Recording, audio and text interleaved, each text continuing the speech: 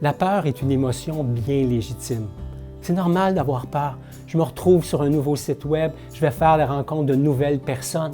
C'est normal que je me sente anxieux, c'est normal que j'ai peur.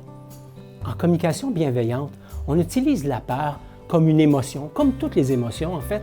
Et les émotions, ce qu'elles veulent dire, c'est qu'elles cachent quelque chose de plus important. C'est comme si c'était une lumière qui s'allumait dans un tableau de bord. C'est la lumière de la voiture, la lumière à l'huile de la voiture s'allume. Ce que ça veut dire, c'est que la voiture a besoin, entre guillemets, d'huile.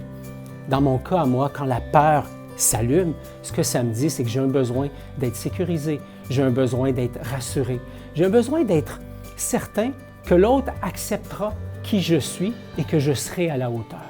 La peur est donc une émotion normale. Elle cache simplement un besoin. La façon de composer avec la peur, c'est toute simple.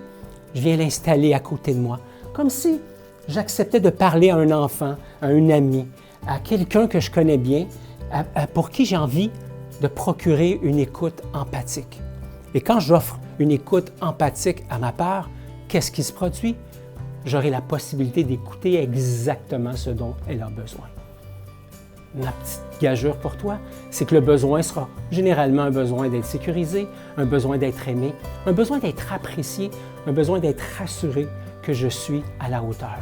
Donc la peur, ce n'est pas un indice pour te dire « j'arrête, je freine, je ne vais pas de l'avant avec une nouvelle rencontre ». Ça veut simplement dire « prends le temps de t'écouter, prends le temps de ralentir et surtout, prends le temps d'avancer ».